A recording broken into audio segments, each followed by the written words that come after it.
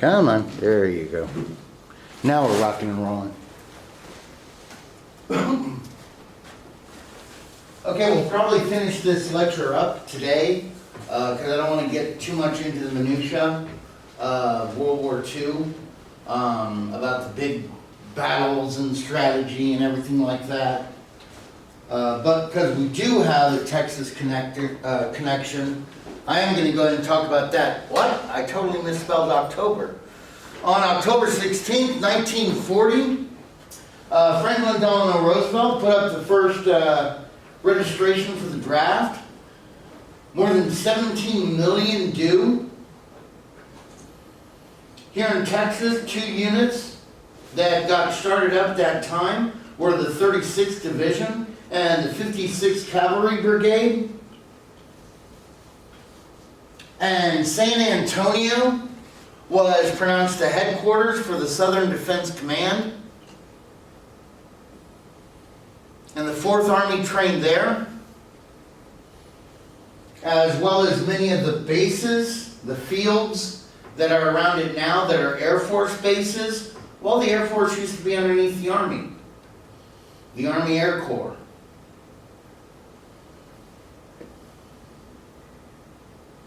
So we're preparing for war, and we think it's going to hit us from Europe.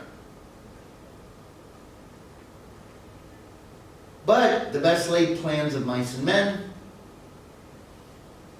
I mean, by this time, German subs are regularly crossing our neutrality zone. The Germans launch Operation Barbarossa against what was their ally, the USSR, making it the largest combined land force that has ever attempted that.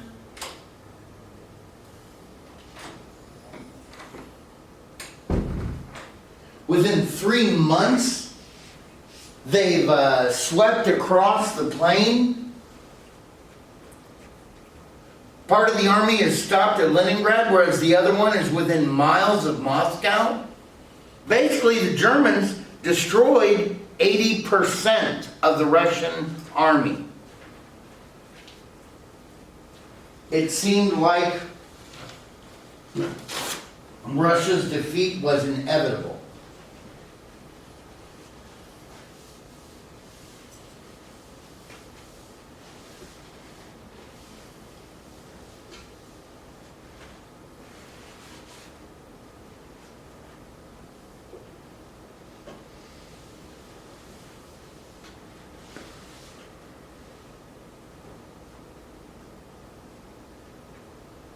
Meanwhile, in the other corner of the world, Japan is busy expanding their empire. With the defeat of France, basically the French possessions in Asia were given over to Japan.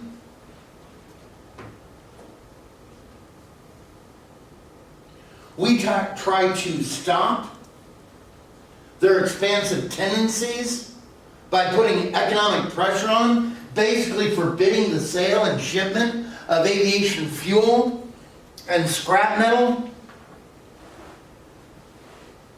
both of which the war machine of Japan desperately needed.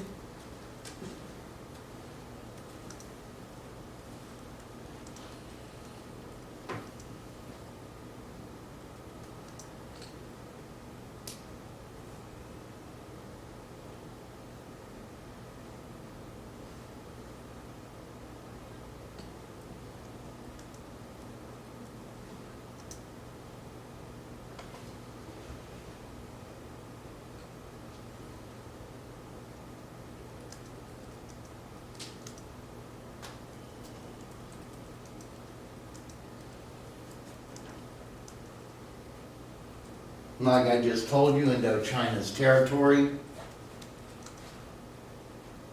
what would become Vietnam, Laos, Cambodia.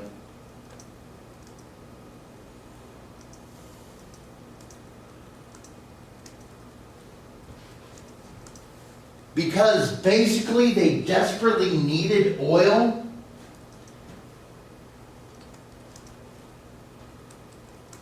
They knew they could get it in the Dutch East Indies, which basically is Indonesia. And we're in talks with them, and the Japanese Minister of War, Hideki Tojo, a civilian, pretty much saw that Japan had two choices. They could either forfeit all the advances that they had made, or attack. And do so in a big fashion.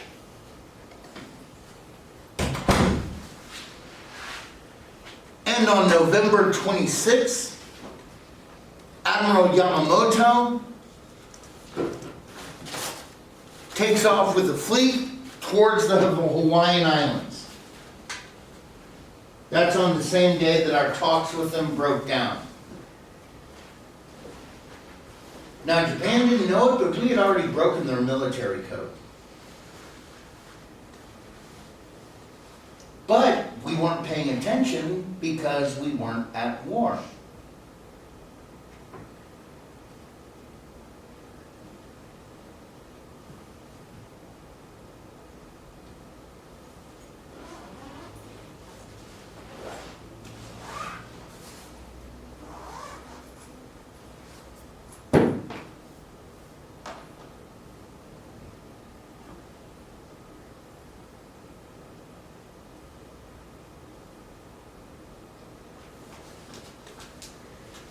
So at 7:49 a.m. on December 7th, 1941, Japan launches their attack on the American fleet at Pearl Harbor. Now guys, a lot of people say, oh, Roosevelt allowed it to be attacked so that we could be provoked into war. Guys, nothing displays that. Indeed, the first place that Roosevelt goes after once the war begins is Europe, not Asia. The night before, there had been boxing matches between all the different squadrons, so the sailors, most of them were sleeping off their drinks from the night before.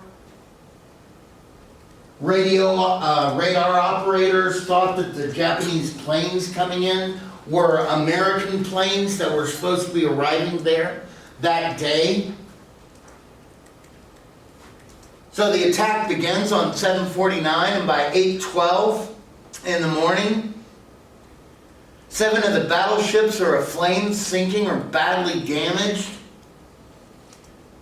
Because the military brass was afraid of the Japanese that lived in Hawaii, they had packed everything close together so it would be easy to defend. But guys, that just makes them shooting ducks for like aerial assault. 11 other ships were hit. More than 200 of our aircraft were destroyed. Dory, or Doris Miller, won medal for his highest class. Was he worked in the kitchen, because that's the highest that black troops could do. That's the highest rank he could get in the highest position, because this was a segregated army back then. As soon as the attack began, however, he dropped his dishes and immediately ran to a gun. Let's see if I haven't previewed this, but this is apparently a film about him. What happened to our sound?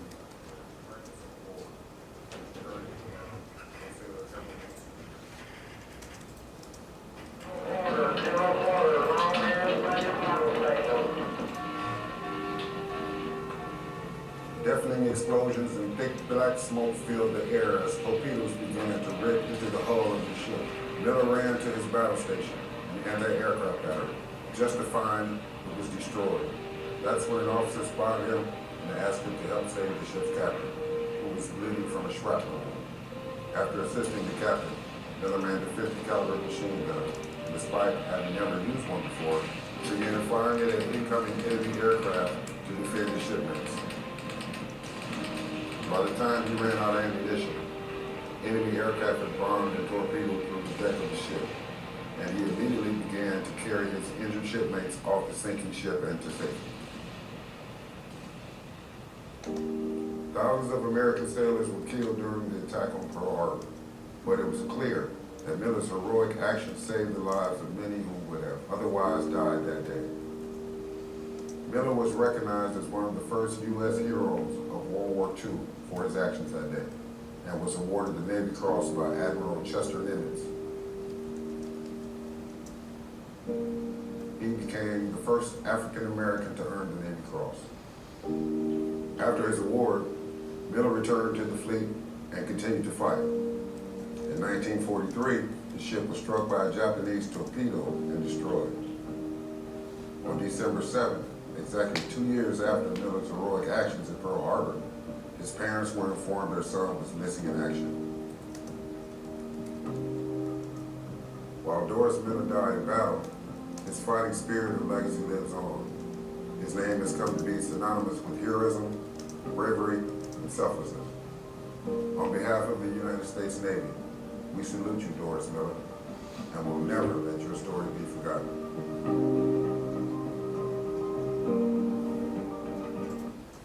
And I believe underneath the Trump administration, well, I know that under the Trump administration there was a new naval vessel named in his honor that was christened.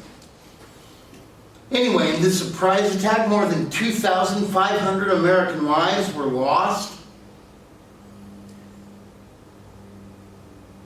And Japan, that had shattering success on its first and second wave, they were prepared to send in a third wave that would have destroyed the support buildings, like the dry docks that would have allowed, facilitated easier repair of the ships, the oil storage tanks that was the fuel storage there. All those things weren't destroyed because basically Yamamoto felt, I'm not going to press our luck. He couldn't believe his own success.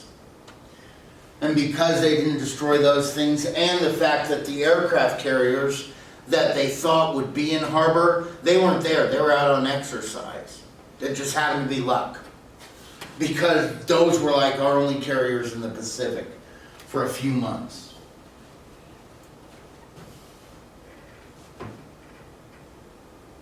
So now that we're in it, Texas is going to help us win it. Oh, on that same day you had other advances, because on that day they also attacked like Guam, they also attacked the British possessions in Singapore, everything. It was a huge all-out offensive, because if we're striking one, we got to strike them all. And they pretty much took every place totally by surprise.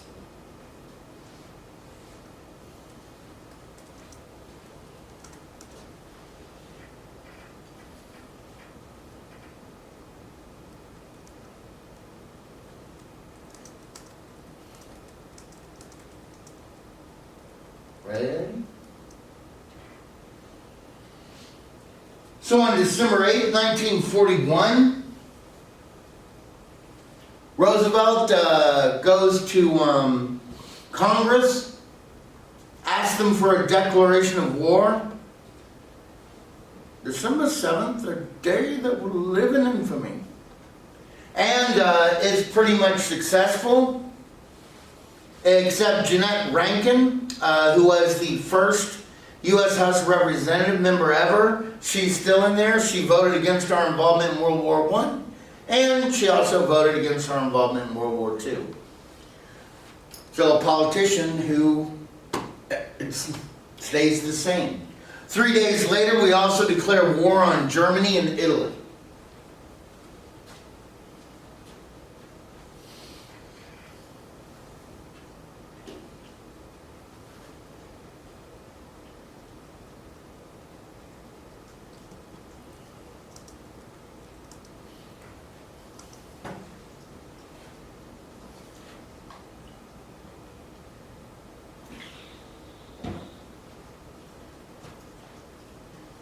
Texas in the War, from 1941 to 1945.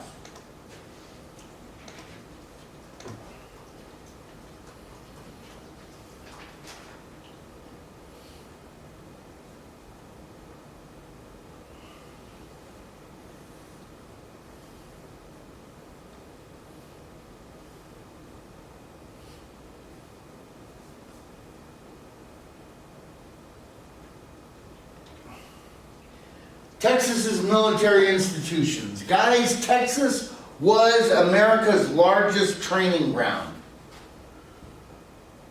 We had 15 military bases here, 20 armed divisions. Texas was responsible for the training of 1.2 million men.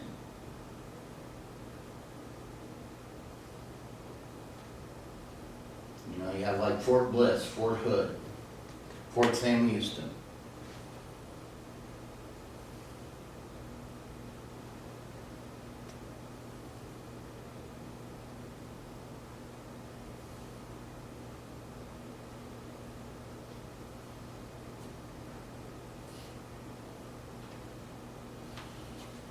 We also had more than double the amount of POW camps than any other state in the United States of America. Of the 200,000 Germans that were taken prisoner, we had 50,000 of them. More than 2,500 Italians. More than 1,000 Japanese. Indeed, did y'all know that if you take 75 to 380 and you get off on 380 and you go east for about, I don't know, maybe like a mile and a half, maybe a little less. Anyway, as you're going down, look for,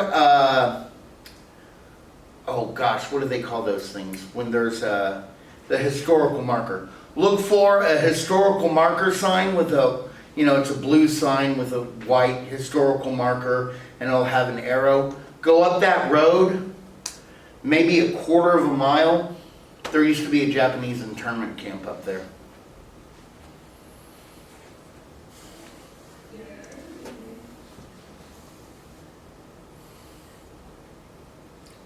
Also, in a funny thing, I used to be a Webelos leader, and my son was in one of my sons was in the Webelos troop.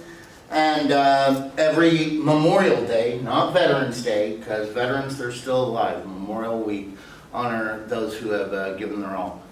Anyway, we put American flags on the graves of American soldiers. Anyway, there were about 6 graves that I was told, hey look, don't let your scouts put any American flags on these. What were they? They were internees, POWs, that had died during the war. There were like 3 German, 2 Italian, 1 Japanese soldiers that were interned there. Anyway, one of the Webelos came by and I said, you can't put any flags on these. He's like, why not? And I said, well, because, they're foreign soldiers, they're German and Italian and Japanese. And the kid goes, Germans? I hate Germans. And his mom leaned down and whispered in his ear, honey, we're German. I just thought that was the funniest. Anyway, at most of these camps, there were attempt escapes. Indeed, you can go to Mejia, where you can still see in one of these camps that's set up right next to Fort Parker. And at one of the camps, you did have escapes every once in a while, but usually they'd be recaptured and returned within like 1 or 2 days. One place, I think was near Mejia, where a German did escape, but later on that day, he was basically found by a farmer crying for help because he had climbed up a tree because the bull didn't like him being in his farm area there. Well, because Texas had so many men at war, we needed labor. So basically, companies would pay the War Department $1.50 a day to hire these POWs to do work. And as you can see, most of them did agricultural work. and they would be paid in coupons that they could basically redeem at the canteen, which is kind of like the Army store.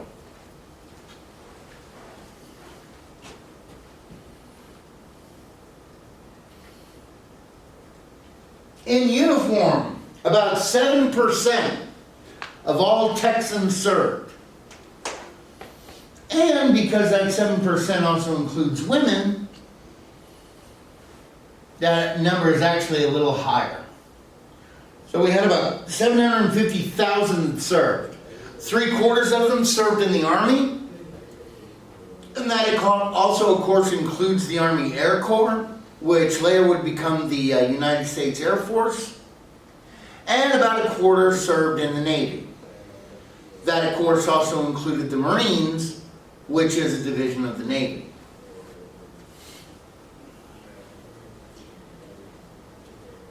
And the cost to Texas for the service of its boys, we lost, or men, we lost about 22 Texans who were killed in the war.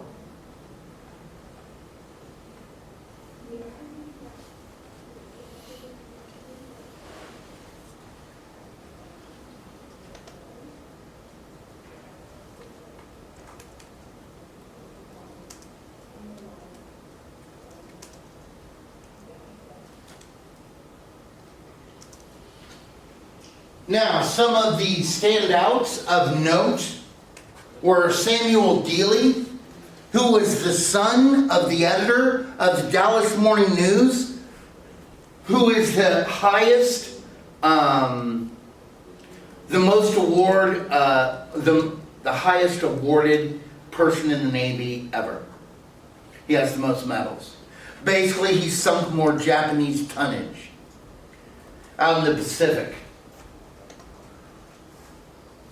until he eventually got sunk himself on his destroyer, the USS Harder. And sadly, his body was never recovered. Dwight Eisenhower, who was from Denison, would later on go and lead and be put in charge of all of the Allied forces. And later on, he'd become president.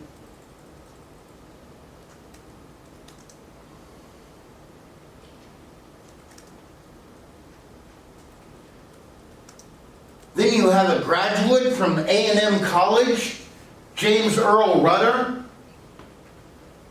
who was the head of Rudder's Rangers. By the way, they have a statue of Rudder on A&M College, and it's based on this photograph.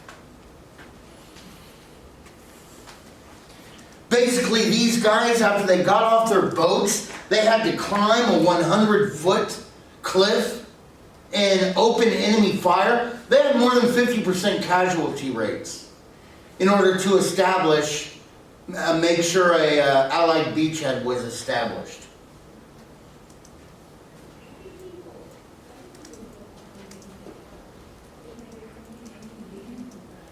That's the Battle of Normandy, right? Mm-hmm. D-Day invasion. And of course, if you haven't seen Saving Private Ryan, you need to see it. It's cool.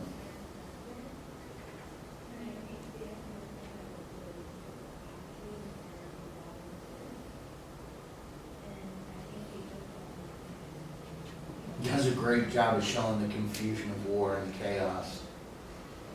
Basically, the commanders who win are the ones that get control of the chaos before the other guy.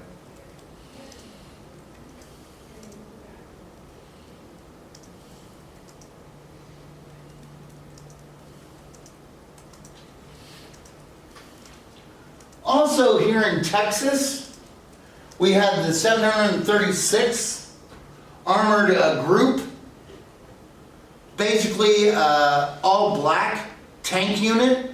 They named themselves the Black Panthers. They were the original Black Panthers.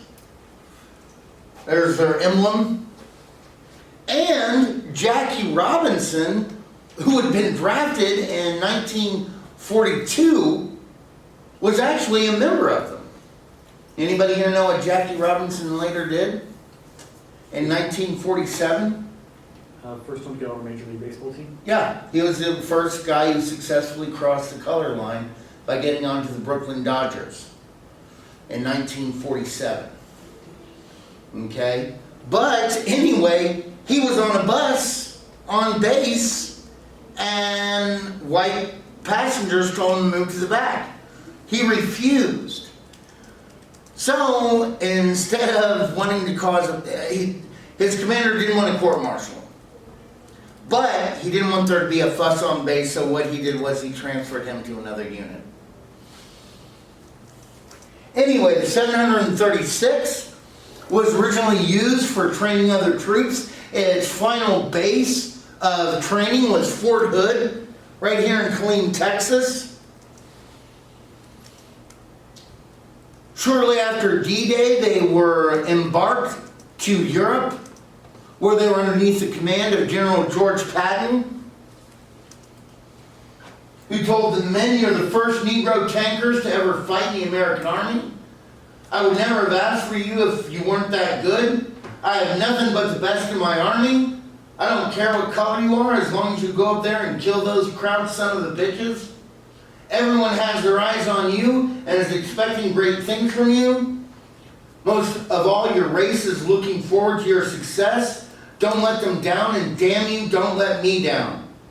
They say it's patriotic to die for your country. Well, let's see how many patriots we can make out of those German son of the bitches." By the way, the black newspaper here in Dallas, the Express, they were, as soon as that tank unit was moved here to Texas, they were printing so many articles about them in support and pride.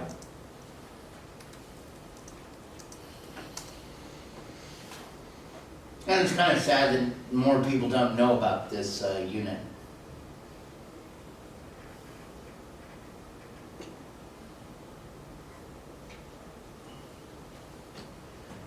Let me see, did I get one of?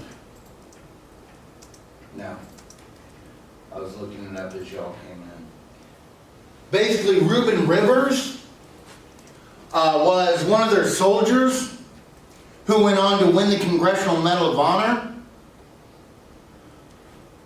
for allowing his unit to safely retreat. And he stood the defenses, and he was killed. So, of course, it was posthumously awarded.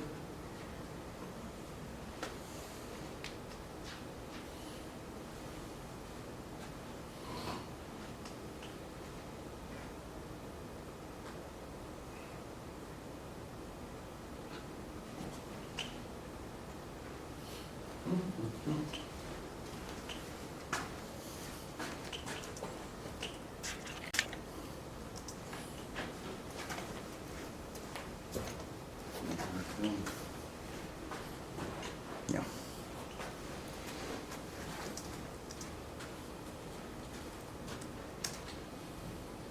More than 500,000 Mexican Americans served in the service.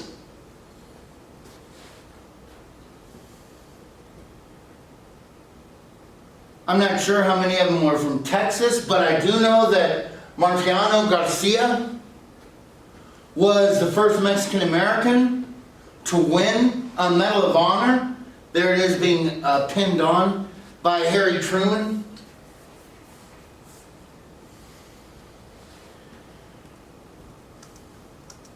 Basically, he carried his squad mates to safety.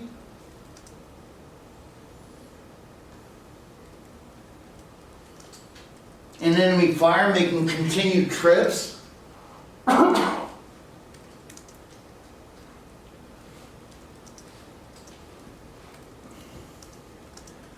Also, a neat thing about Texas is that we also help train the more than 12,000 all-female WACs, or Women's Auxiliary Corps.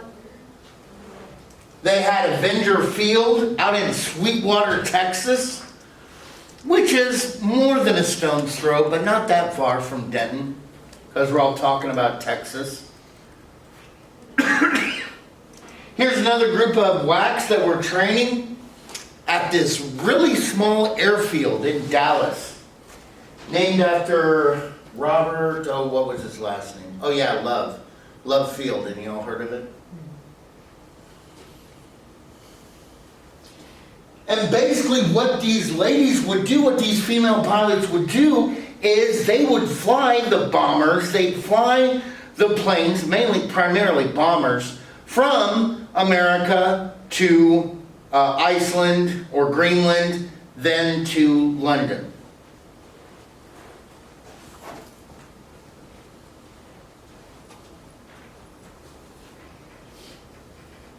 Ready for the next one?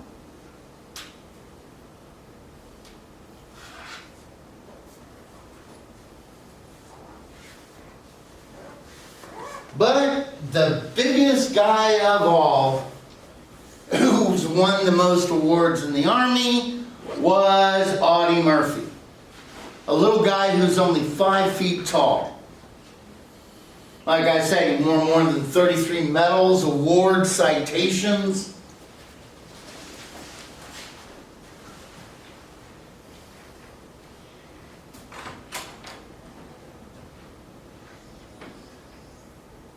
He was given permission to come home, but peacetime never was a big thing for Audie.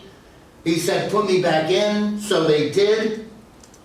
This is basically, it's from a film, To Hell and Back, that he starred in. That this is what he won his Medal of Honor for. Basically from a damaged tank. You tried it again, Murphy? Too late for that now. Whenever you'll stay here with 30 men. Go on back, see the time of the A company. What about you? I'm gonna stay here and see if I can get some artillery working. Better knock on it. You two get out of here.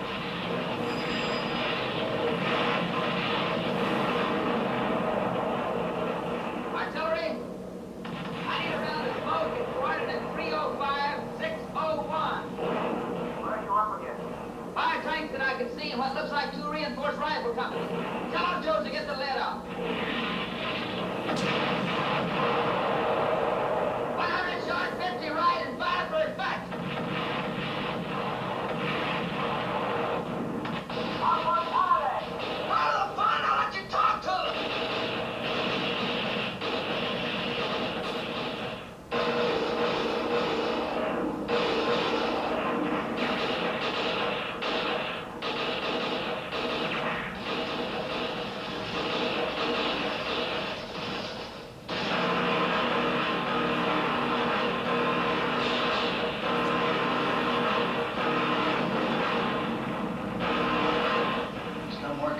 That tank is loaded with gas and ammo. It'll blow up any minute. Burn! Get out of there!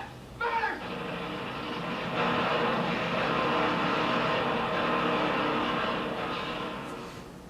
On the 9th of August, Anyway. 1945, a little more than 3 years after his enlistment, and Basically, that movie was based on a book that he wrote.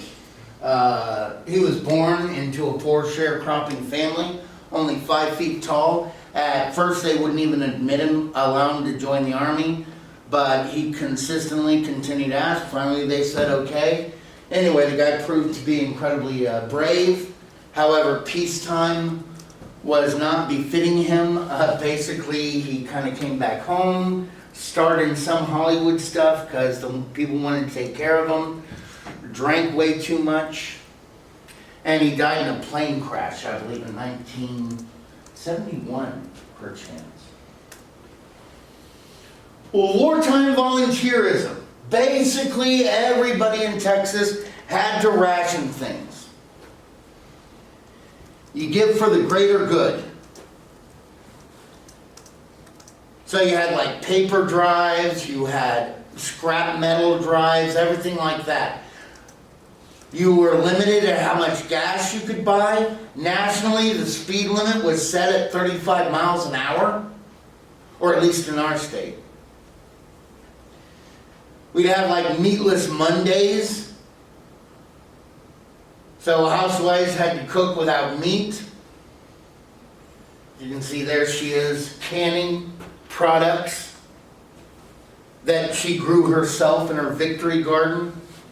They had to start using margarine instead of butter.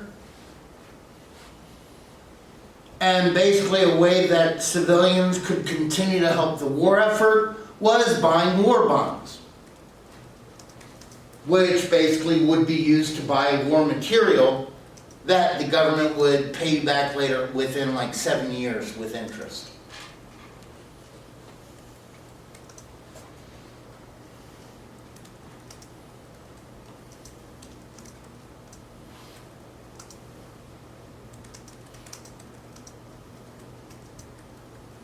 Oh, and the interest you make on war bonds, just like on municipal bonds, are tax-free. But the rate of return is only like 7%. Ready?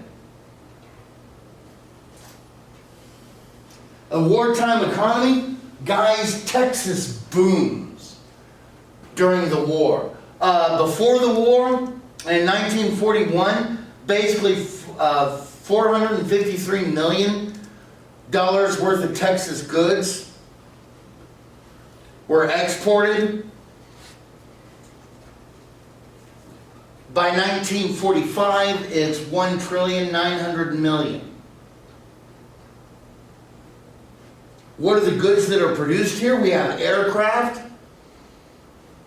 There was a huge base out in, well, there was a base in Dallas, as well as out in Fort Worth. Down in Houston, they were building ships.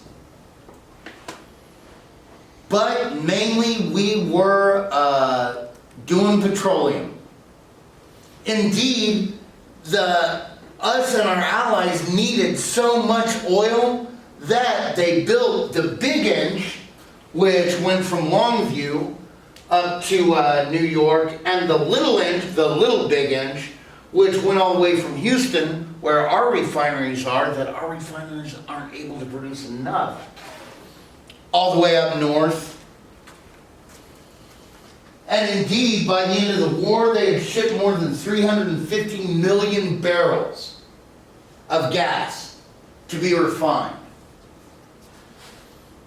Texas was responsible for more than half of our country's synthetic rubber that was produced.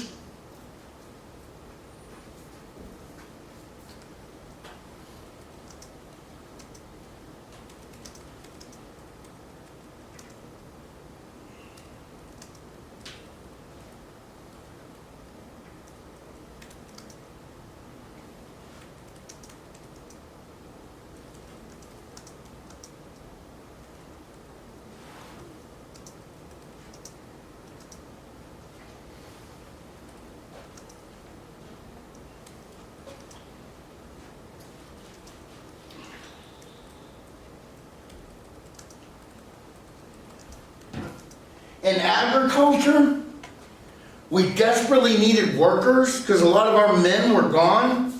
So we started working with the Mexican government with something known as the Mexican Farm Labor Agreement, which was called the Braquero Program, which basically the American government and the Mexican government worked together. They had camps in Mexico where they would check and run records on all the guys. They'd ship them over here with temporary work visas.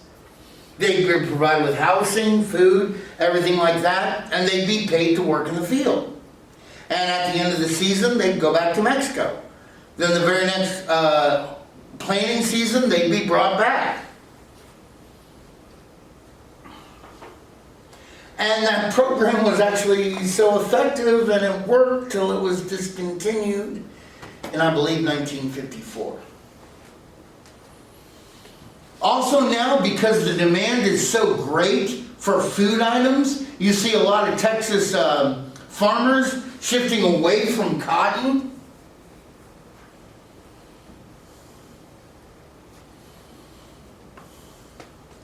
And now that farm prices are rising because there's such demand for it, money's flowing in, and you see the numbers of people participating in sharecropping declines.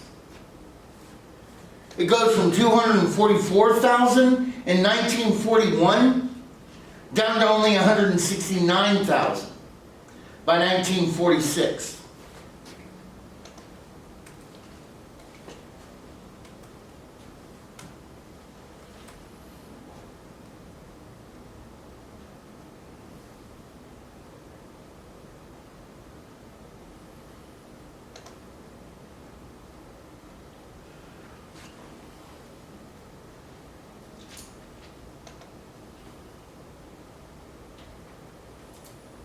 Then we have the end of the war.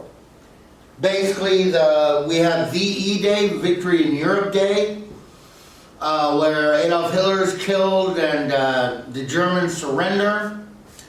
After a few days after the dropping of our second nuclear bomb, Japan surrenders.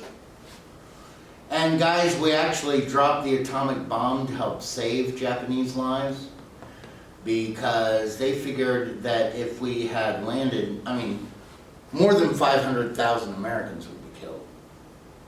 And even more Japanese would be killed who would have fought to the death.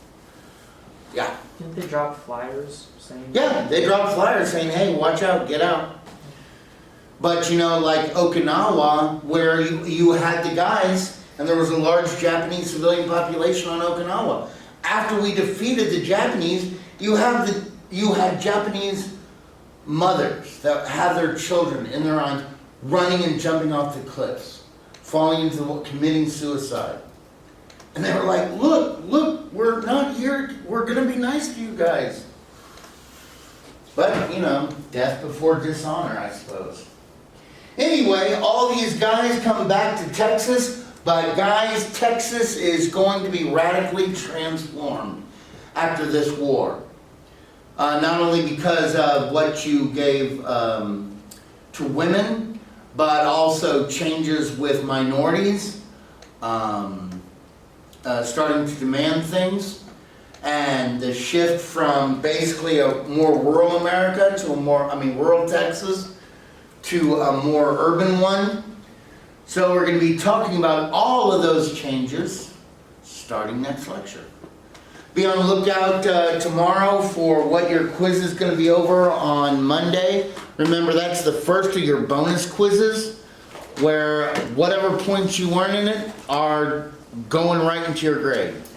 Which means that after Monday, just like I did with this last test, I'm going to have to delete the old column and put in a new row. So make sure you look at what your grade was. If I make a mistake and I give you a grade that was better than what you had, I don't care. That's my fault. If, however, I gave you a grade that was lower than the grade you had, let me know. By the way, know that I'm also going to be downloading that before I delete it, so I know exactly what the grades are. Okay? Hey, I got this. No, you didn't. All right. Have an